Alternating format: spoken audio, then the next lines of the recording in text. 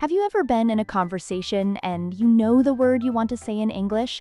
It's right there on the tip of your tongue, but your mind just goes completely blank? That feeling of panic starts to set in and you just freeze. It's like a wall just goes up in your brain. That feeling, that knot in your stomach, is something almost every language learner experiences. It's called language anxiety. And it can be really discouraging. But the good news is, it's totally normal, and there are ways to deal with it. Absolutely, and that's what we're going to talk about today. Welcome everyone to English with Adam. I'm Adam. And I'm Veronica. We're a husband and wife team, and we're here to help make your English learning journey a little bit easier and a lot more fun. So, let's start with the biggest cause of anxiety for most people, the fear of making mistakes. We are taught in school, that mistakes are bad. You get a red X on your paper. This creates a deep fear of being wrong. Right, it feels like a failure. Exactly, but in language learning, you have to completely flip that idea. A mistake is not a failure. In fact, it's the opposite. It is a sign of progress. It is direct evidence that you are stepping outside of your comfort zone and trying something new. Stepping outside your comfort zone, that's where all the learning happens, right? That's the only place it happens. Think of it this way. Every time you make a mistake, it creates a powerful learning moment. For example, if you say, "I go to the store yesterday," and someone gently corrects you to, "I went to the store yesterday," that correction is now linked to your experience. Your brain is much more likely to remember it than if you just read it in a textbook. That makes a lot of sense. It becomes personal. It's your mistake, so you own the correction too. You own the correction. So our first and maybe most important tip is to give yourself permission to be imperfect. Be kind to yourself. When you make a mistake, don't say, "Oh, I'm so stupid." Say, "Okay, my brain is learning." Reframe it as a positive thing. I love that. My brain is learning. It's so much more gentle and encouraging. All right, tip number 2 flows right from that. It's all about setting realistic, achievable goals. So often we overwhelm ourselves. We think, my goal is to be fluent in English. But what does fluent even mean? It's huge, it's vague, and it's really far away. And it's terrifying. If that's your only goal, every day you wake up and you're not fluent, you feel like you failed. You do. It's a recipe for anxiety and for giving up. So the key is to break it down. Forget about fluency for now. Focus on today or this week. Your goal could be, this week, I will have one 5-minute conversation in English. Or I will learn the lyrics to one English song. Oh, I like the song idea. That's fun. It is fun. The point is, these goals are specific, measurable, and most importantly, achievable. When you complete that goal, you get a little hit of dopamine, a little feeling of success. You can say, "I did." And that success builds on itself. That small win gives you the confidence to try for the next small win. That's the entire secret. Confidence isn't something you're born with. It's something you build, and you build it with a series of small, consistent successes. So look at your big goal and break it down into the smallest possible steps. Okay, tip number 3. This is a very practical one. You need to find or create a low-pressure environment for practice.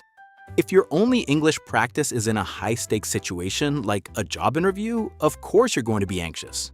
Right, you're jumping into the deep end of the pool without learning how to swim first.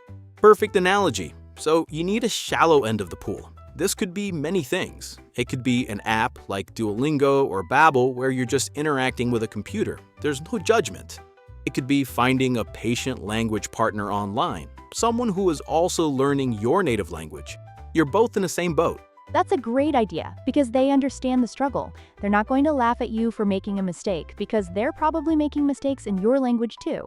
Exactly. There's a shared vulnerability. And my favorite low-pressure zone, which we mentioned before, is just you. Talk to yourself. When you're cooking dinner, describe what you're doing. "I am chopping an onion." It feels silly at first, but it's an incredible way to practice speaking without any fear at all. So the goal is just to get the words out of your mouth, to get comfortable with the sounds and the rhythm of speaking before you have to do it in front of someone else. You got it. You're building muscle memory for your mouth and your brain in a completely safe space. And that leads us to tip number 4, which is a mindset shift. The goal of using a language is connection. It's about communicating a thought or feeling to another person. Connection, not perfection. Never perfection. Not even native speakers are perfect. We use fillers like and We start sentences and change our minds. It's natural. But learners often think they need to speak like a robot from a textbook. Yeah, and that's impossible, so it just creates more pressure. So much pressure. So here's the thought to keep in your mind. Am I being understood? If the other person gets the main idea of what you're trying to say, you have successfully communicated. It doesn't matter if you use the wrong preposition or the wrong verb tense. Communication happens. That takes so much weight off your shoulders. It's not about passing a test, it's about having a conversation. Yes, and remember, people are usually much more patient and kind than we imagine. They're focused on what you're saying, not how you're saying it. Okay, so just to recap quickly. 1. Reframe mistakes as learning opportunities. 2. Set small, achievable goals. 3. Practice in a low-pressure zone.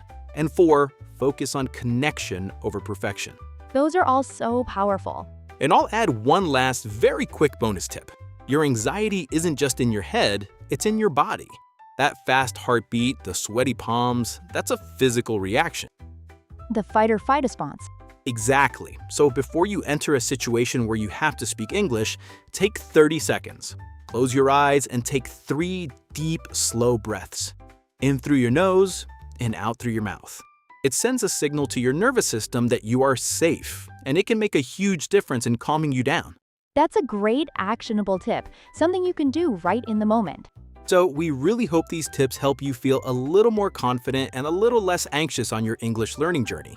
Remember, it's a marathon, not a sprint, and every single person learning a language feels this way at some point. You are not alone. You are definitely not alone. It's a brave thing to learn a new language and put yourself out there, so be proud of yourself for every step you take.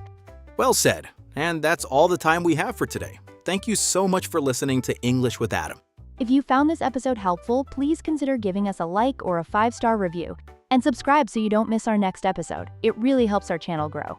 And we would love to hear from you. In the comments, tell us, which of these tips was the most helpful for you? Or do you have your own tip for dealing with language anxiety? Share it with the community. We read all the comments and love hearing your stories. Until next time, happy learning! Happy learning, everyone.